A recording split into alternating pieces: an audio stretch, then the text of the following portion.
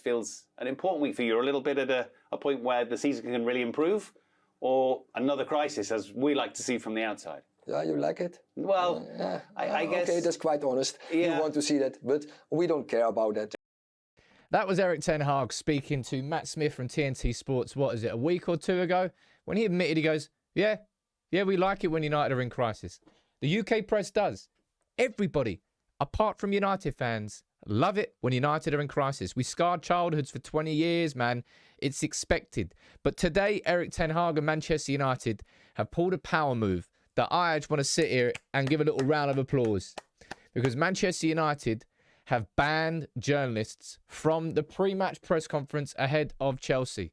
And I'm going to speak specifically about who. Samuel Luckhurst, Kaveh Solihull, Rob Dawson and David McDonnell all have been banned. And I am all for it.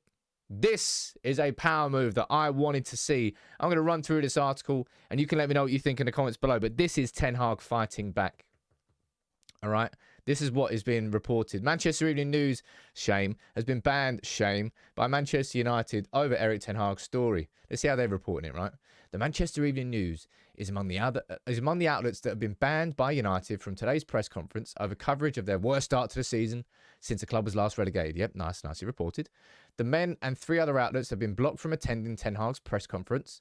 Another newspaper was banned from attending a press conference last month after they wrote that Ten Hag was on thin ice. A United spokesperson claims the ban has been imposed as the club was not approached for comment on a multiply sourced story. You multiply sourced?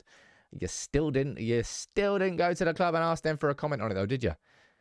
And neither did Kaveh Solihull, neither did Samuel Luckhurst, neither did David McDonnell, and neither did Rob Dawson.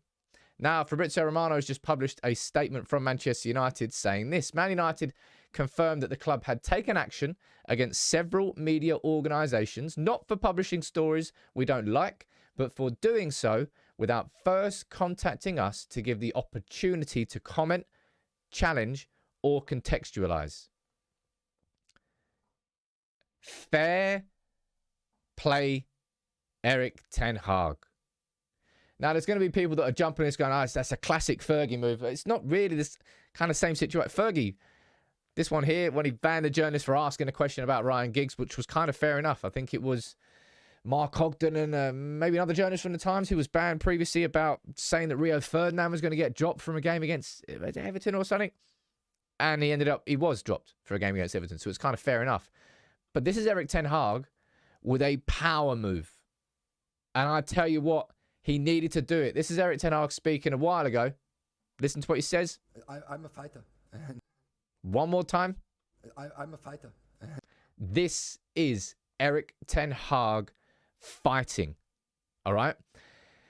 You can say what you want about Erik Ten Hag as a manager. You can say what you want about the problems that a lot of it is he's caused this season with his tactical problems and his man management of individuals and the ins and outs. And you can. Ten Hag is a fighter. He is fighting for Manchester United. He is fighting for the best interests of our football club to be successful. That's what he's fighting for. That's why he has gone here and banned. By the way, that's so satisfying. That is so satisfying seeing these papers banned, man. Because there's going to be people that jump on this. Free press. This is a challenge to free press. There are no actions in life. It's become such a lazy argument for people. The free. You're allowed to say what you want. No, you're not. You are allowed to say what you want, but prepare for consequences.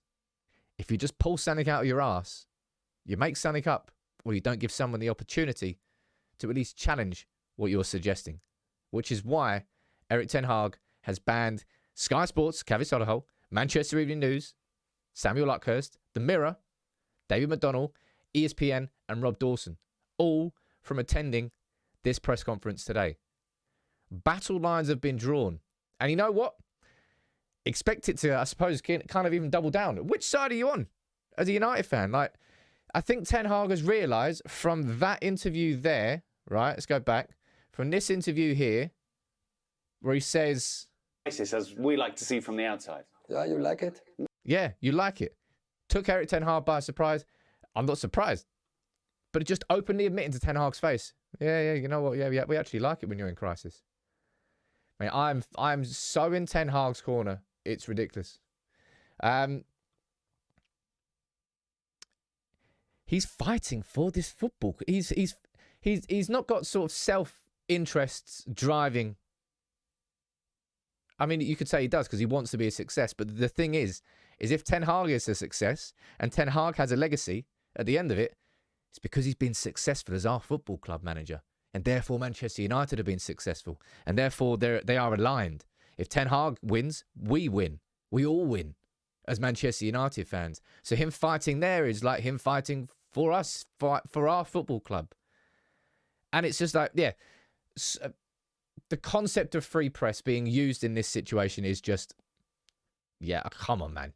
Really? And I'm saying this as somebody who's trained. I've done an NCTJ course as a national trained journalist. I've done shorthand to 100 words per minute. That was a waste of my bloody time. I know what it is to be a journalist. I've accidentally stumbled across. It's just the timing of it, right?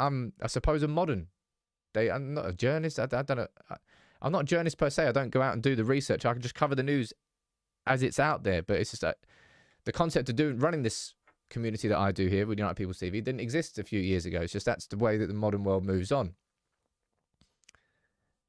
But I absolutely love this. I can't tell you how much I love this. I think I just did about 100 times. There can be no action in the world without consequence. And if these newspapers, as Fabrizio Romano has reported there with a statement from the club, have just decided to run with this and not give Ten Hag, not give the club the opportunity to say, hold on, well, what about this? What about that? And they just run with it, then do not be surprised when you go and get banned by said club. Now, Henry Winter, another separate journalist reporting, just like, I agree with absolutely every word of what he's written here. And just the boring conversations around the culture problems at our club. The reset that has to happen. From the top, it's the Glazers. It's all completely true. But it never gets sorted because the Glazers never relinquish control. We have to hope that Jim Ratcliffe coming in and taking sporting control can actually instigate true change. Because truth be told, I've come to the realisation this week that day one of our rebuild post-Fergie hasn't even happened yet.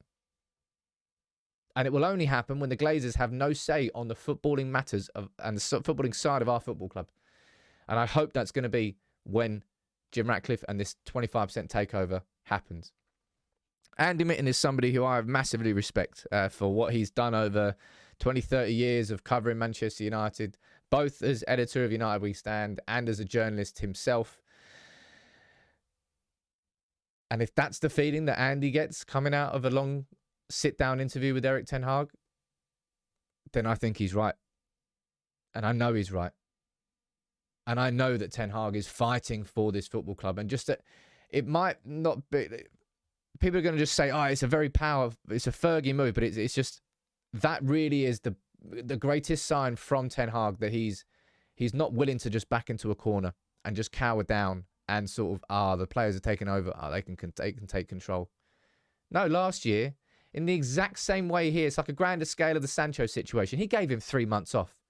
And he came back and he didn't get the response. You know what he did then? He called him out in public and said, no, he's not training properly. What happened then? Sancho decided to go further down the line and double down.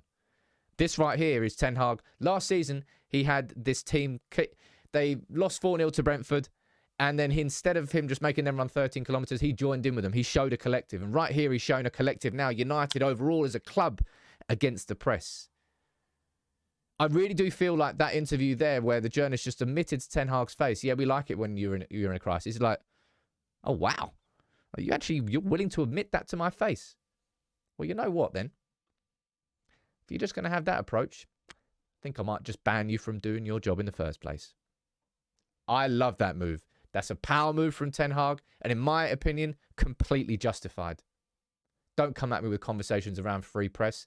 There are no actions without consequences. If you want to say something and you don't give somebody an opportunity to have their rebuttal on it, don't be surprised if there's a consequence. It's exactly what's happened here. More of it, Erik. More fighting. I'm in your corner. Not every United fan will be. Not every, I don't know.